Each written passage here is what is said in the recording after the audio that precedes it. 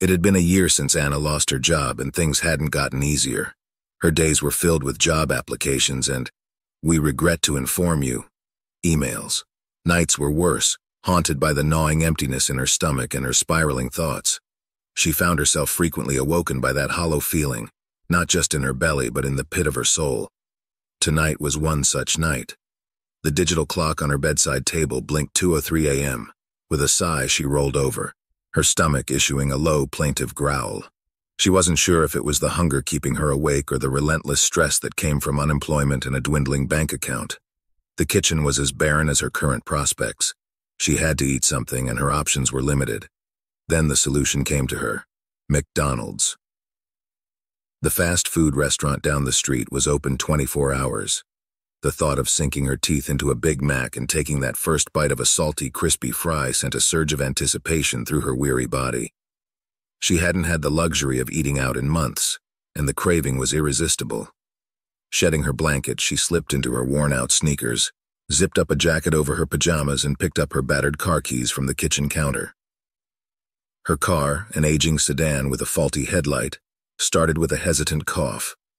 She drove through empty roads, the shadows cast by dim streetlights dancing on her car's hood. She felt an unsettling solitude in the desolation around her. It was as though the world had frozen and she was the only one moving, but the golden arches in the distance beckoned, like a lighthouse guiding her through the night's darkness. The closer she got, the more she felt the weight of her struggles lighten, if only a little. However, upon entering the eerily empty parking lot, she hesitated. A brief but powerful sense of dread overcame her. "You're just being paranoid," she told herself, pushing aside her concerns. She had faced worse fears in the past year. This was just a simple trip for a late-night snack. When she reached the drive-thru menu board, her heart sank. Something was unsettling about the entire scene. Yet, dismissing her reservations as irrational fears, she rolled down her window to place her order, setting the stage for an experience she would never forget. Anna looked at the lit-up menu board, the fluorescent glow casting an eerie aura in the pitch-black night. She hesitated, her eyes darting between the McChicken and the Quarter Pounder. A noise from the speaker interrupted her thoughts.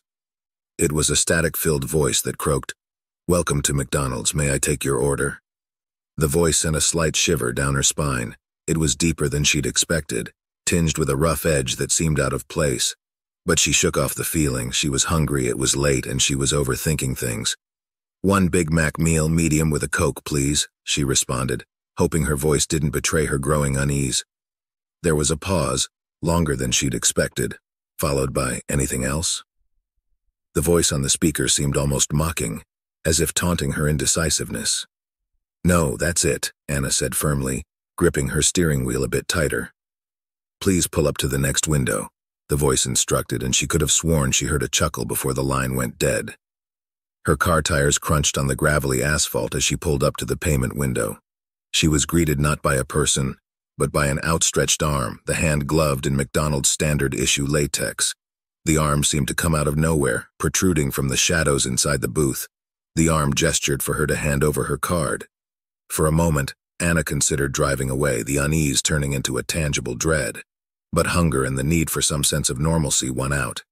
She handed over her debit card, avoiding eye contact with whomever the arm belonged to. The arm disappeared back into the darkness, returning a moment later with her card and a receipt. As Anna took them back, her eyes caught sight of a grin on the attendant's obscured face, a grin that seemed to stretch unnaturally wide. A bag was then thrust into her hands from the next window, followed by a medium-sized Coke. The transaction was wordless, the atmosphere heavy with an unspoken tension. Anna quickly put the car into gear and sped out of the McDonald's lot, her meal on the passenger seat. Her heart pounded as she left, feeling as though she had just escaped something, though she couldn't put her finger on what. Anna drove down the deserted highway, glancing at the McDonald's bag on the passenger seat. She was hungry, but the lingering unease made her stomach churn. As she approached a red light, she slowed down, considering whether or not she should even eat the meal. As her car cruised on the nearly empty highway, Anna's phone buzzed. It was nestled securely in its mount on the dashboard, so she took a quick glance. A message from an unknown number lit up the screen. "Did you enjoy your visit at McDonald's? Please take a moment to fill out our customer satisfaction survey." Her heart leapt into her throat. She hadn't given her number during the visit. She'd paid cash to avoid any digital trails, something she often did during her late-night drives to clear her head. Her eyes darted back to the road, and for a second she thought she saw a silhouette lurking just beyond the reach of her headlights. When she looked again, it was gone. She reached the next red light, which cast an eerie glow into the car's interior. The impulse to eat was now overshadowed by a mounting dread. She considered ditching the food right there, but something stopped her. Was she being paranoid? Anna struggled to weigh her hunger against the increasingly alarming signals her instincts were giving her. Gripped by unease, she decided not to eat the meal. Instead, she would inspect it when she reached home. Something just didn't add up, and she had to know what was going on. With a deep breath, she pressed on the accelerator as the light turned green, eager to leave the unsettling emptiness of the road behind. Her fears were far from unfounded, and the McDonald's bag beside her would soon reveal a horrifying secret that would shake her to the core. Finally reaching the safety of her home, Anna parked her car in the driveway. Her hands still trembling, she picked up the McDonald's bag and hurried inside. She felt a strange sense of dread, as if the walls of her own home had turned against her, but dismissed it as nerves. She dumped the contents of the bag onto her kitchen table. Out tumbled a Big Mac, fries, and a Coke, exactly what she had ordered. But something else caught her eye, something that made her blood run cold. A small envelope was wedged beneath the fries. With trembling hands, Anna picked up the envelope. It was sealed with a sticker that had the McDonald's logo and the words "Special for You." She hesitated for a moment, but then, mustering up courage, she opened it. Inside was a Polaroid picture, and when Anna turned it over, she almost screamed. It was a photograph of her, taken from the passenger side of her car while she was at the McDonald's drive-thru. The timestamp on the photo indicated it was taken just an hour ago. Her phone buzzed again, startling her. Another text from the unknown number. "Did you like your surprise?" Anna's mind raced. She immediately locked all the doors and windows and called the police. She explained the series of disturbing events that had unfolded, and within minutes an officer was dispatched to her home. After a thorough investigation, they could find no trace of who had sent the texts or taken the photograph. The McDonald's staff were questioned, but no one had any idea how the envelope had ended up in her order. Sarah, a single mother in her early 30s, works a low-wage job as a cashier at a local grocery store. She's been the backbone of her small family ever since her divorce 2 years ago. Her life isn't one of glamour or comfort. It's about survival and providing for her 6-year-old son, Timmy. Every day she punches the clock, counting the seconds until she can return to the modest apartment she calls home, her sanctuary where she and Timmy can leave the world behind. On this particular Saturday, her one day off, Sarah decided to treat Tim a little differently. He's been asking to go to McDonald's for weeks now, eyes gleaming every time they drive by the iconic golden arches. And so, Sarah puts on her most upbeat playlist, gathers Timmy into their aging sedan, and heads for a momentary escape from life's hardships. "As long as you promise to eat some apple slices along with your chicken nuggets," she teased Timmy as they pulled into the parking lot. His eyes widened with delight, not just at the thought of nuggets, but the play place, that magical maze of tunnels and slides that stood as a kingdom for kids to conquer. They walk in, and Sarah orders their food. Timmy wastes no time and beelines for the play area. The joyful sounds of children laughing and playing fill the space. Sarah takes this moment to sit back, scrolling aimlessly through her phone, but feeling content. Her son is happy, and for a brief moment all is right in the world. She starts savoring her cup of coffee, contemplating how rare these peaceful moments have become. It's a small break from reality, and she intends to make the most of it. But as Sarah will soon discover, even small havens like this can turn into unimaginable nightmares, and this ordinary day will leave an indelible scar on their lives. Sarah's eyes habitually drift from the screen of her budget Android phone to the bustling play area. Working a low-wage job as a cashier, she has always found solace in these simple family outings. They provide a small yet significant reprieve from the monotonous cycle of work, bills, and stress. But what gives her the most comfort is watching her son Timmy enjoy these small luxuries of childhood. As she scans the multicolored labyrinth of tubes and slides, she finally spots him. Timmy is laughing, a heartwarming, genuine laugh that only a 7-year-old can muster, as he zips down a bright yellow slide. Relieved, she picks up her now lukewarm cup of McDonald's coffee and takes a hesitant sip, contemplating how she can improve their lives on her modest income. However, as her eyes shift back to the play area, Something troubling catches her attention. A man sitting alone at a table adjacent to the soft play zone. His eyes are hollow, almost as if life had long since abandoned him. He isn't eating or scrolling through a phone. He's just sitting there, staring intently at the children playing.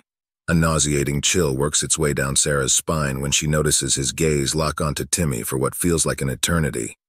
The man looks disheveled, clothes mismatched and frayed at the edges. Everything about him sets off alarm bells in her head, a maternal sixth sense screaming that something is not right. Her mind races through her options. Should she confront him? No, that might escalate things, and besides, she doesn't want to cause a scene. Instead, Sarah opts for increased vigilance. "Timmy, 5 more minutes, okay?" she calls out, her voice laced with urgency she hopes he won't notice. "Okay, Mom," Timmy replies, a tad disappointed but always the obedient child. With one eye on the unsettling stranger and another on her son, Sarah hurriedly begins to pack up their belongings. She gathers their half-eaten McNuggets and fries, shoves them into a bag, and zips up Timmy's backpack. What disturbs her even more is that the man now seems to be muttering something under his breath. His lips are moving, but she can't discern the words. And honestly, she doesn't want to know. Every fiber of her being tells her something is terribly wrong. As Sarah grapples with her escalating fear and a gnawing sense of dread, she realizes that this seemingly innocent family outing is on the verge of turning into a haunting experience that would be etched into their memories forever. Just as Sarah finishes zipping up Timmy's backpack, she notices something that makes her heart sink into her stomach. On the man's table lies a McDonald's Happy Meal box, untouched and conspicuously out of place considering he had shown no interest in eating. An unopened toy from the meal sits beside it. Her eyes dart back to the man, and she feels her pulse quicken when she sees that he's no longer muttering to himself. He's smiling, but not just any smile, a grin that sends a shiver down her spine. Sarah doesn't wait another second. "Timmy, time to go," she almost shouts across the room, unable to mask her anxiety anymore. "But Mom, I was just..." "Now, Timmy." Timmy senses the urgency in his mother's voice, something he's only heard when he's about to touch a hot stove or run across the street. He abandons the play area, his little feet pounding on the ground as he races towards Sarah. Sarah grabs her son's hand so tightly it might as well be a lifeline. She doesn't look back at the man as she practically drags Timmy out of the McDonald's. Her car, parked in a well-lit area close to the entrance, suddenly feels miles away. When they finally reach the car, Sarah practically throws Timmy inside and slams the door shut, locking it immediately. Her hands tremble as she fumbles with her keys, struggling to insert it into the ignition. She looks back to make sure that the man hasn't followed them out. To her relief, he hasn't, or at least he isn't in sight. With a sigh that's more exhaustion than relief, Sarah finally turns the key. The car roars to life and she speeds out of the parking lot, eager to put as much distance between them and that McDonald's as possible. It isn't until they're several blocks away that Timmy finally breaks the silence. "Mom, what happened? Why did we have to leave so fast?" Sarah's eyes meet Timmy's through the rearview mirror. How can she explain it to him? How can she tell her innocent 7-year-old that some people in this world harbor ill intentions, that not every adult can be trusted? "We had to go because Mommy felt that it wasn't safe for us there," she finally says, choosing her words carefully. Timmy doesn't press further. Somehow he understands the gravity of what his mother is saying, even if he can't fully comprehend it. He nestles into his car seat, his tiny body dwarfed by its cushioning, and drifts into a restless sleep. As Sarah speeds away from the McDonald's, her eyes constantly dart to the rearview mirror, half expecting to see the man chasing them down the road. When they finally reach their home, she locks all the doors and windows and does a quick search of each room before she can even begin to feel somewhat secure. "Mom, what happened? Why are you acting all weird?" Timmy's voice trembles, picking up on the unsettling energy. "We're just taking precautions, sweetie. It's better to be safe," Sarah manages to say, trying to put on a brave face. It isn't until Timmy is safely in bed that Sarah allows herself to relax a bit.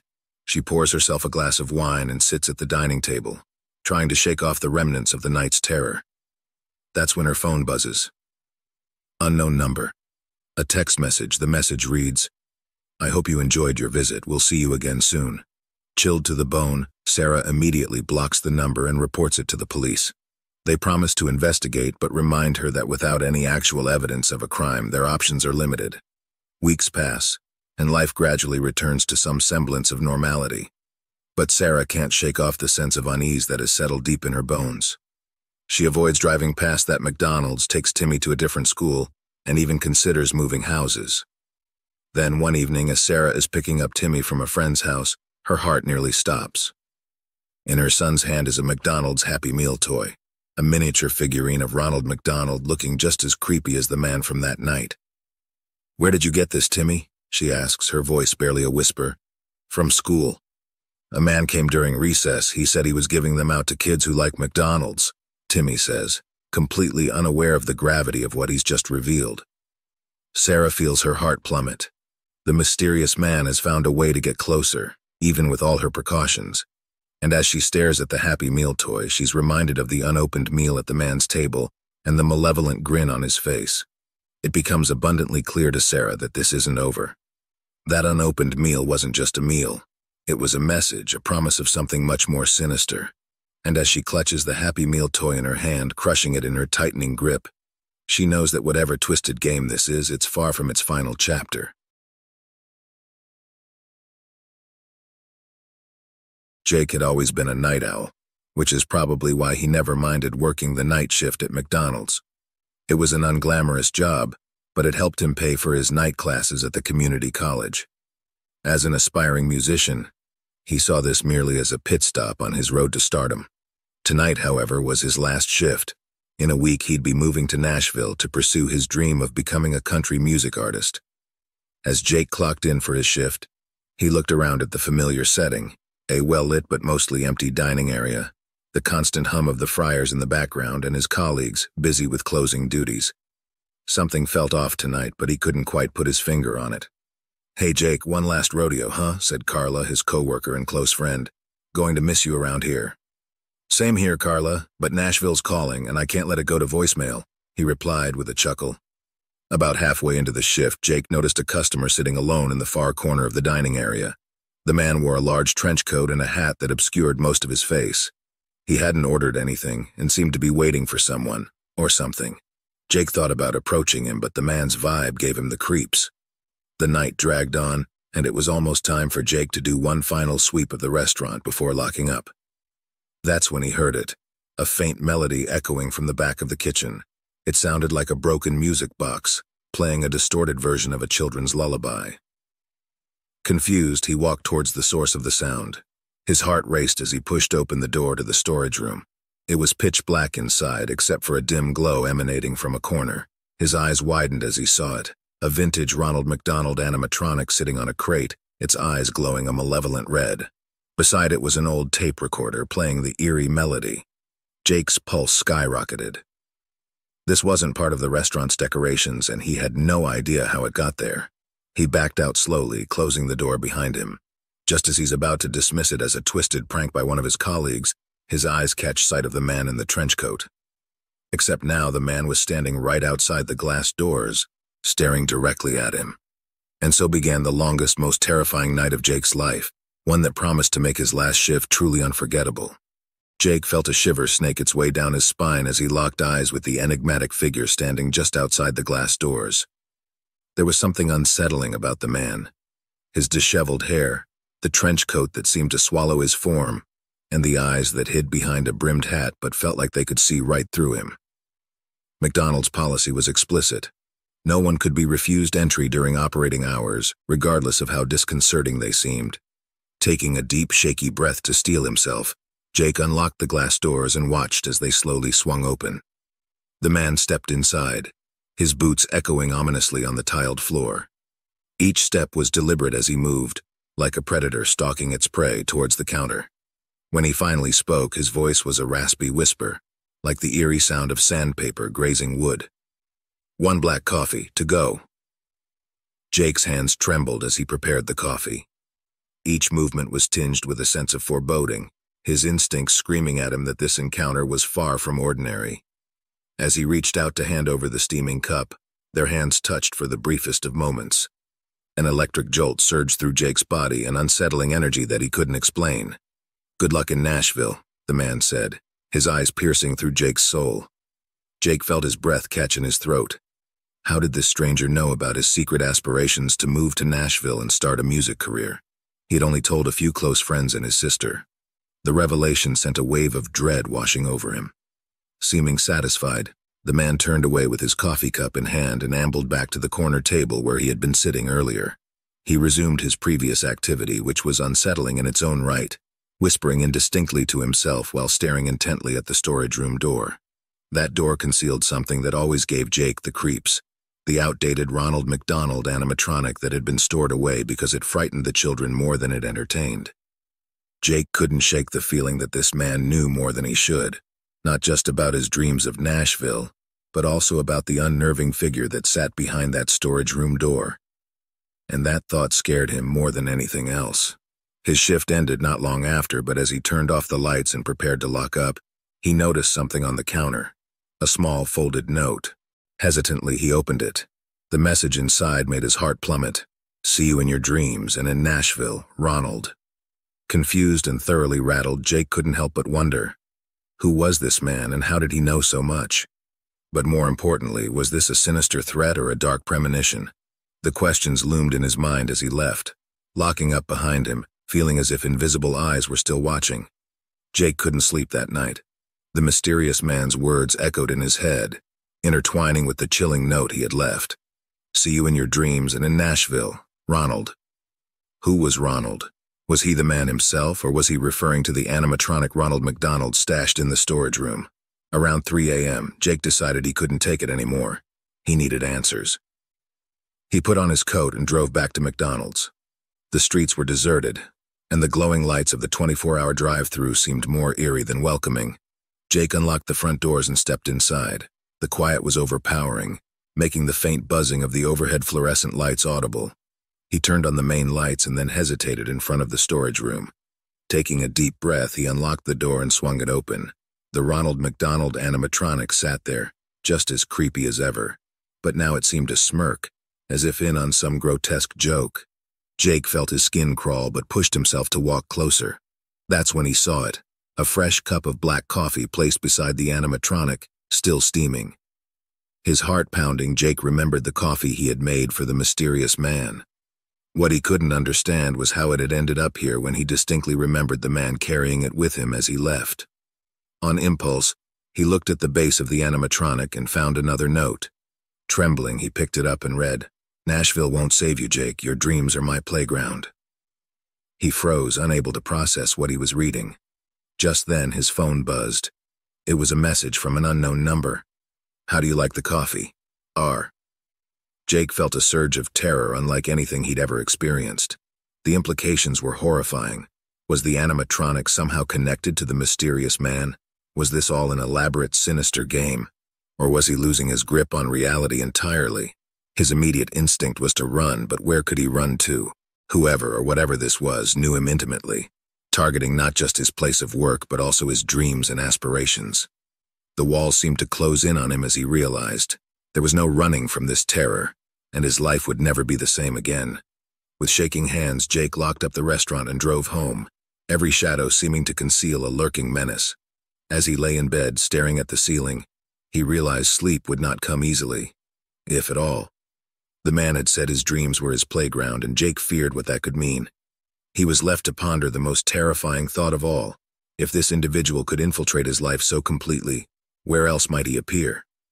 And what did he want? Though he still planned to move to Nashville, hoping for a fresh start, Jake knew that some nightmares are not bound by geography. And as he finally drifted into a restless sleep, he wondered what terrifying shape his dreams would take. In the shadows of the night, if our tales from unsettling horror stories gave you a fright, press like and let it be known. Subscribe, so you're never alone in this haunting journey, and share, so others too can be wary. Until our next sinister tale, stay dark, dear listener.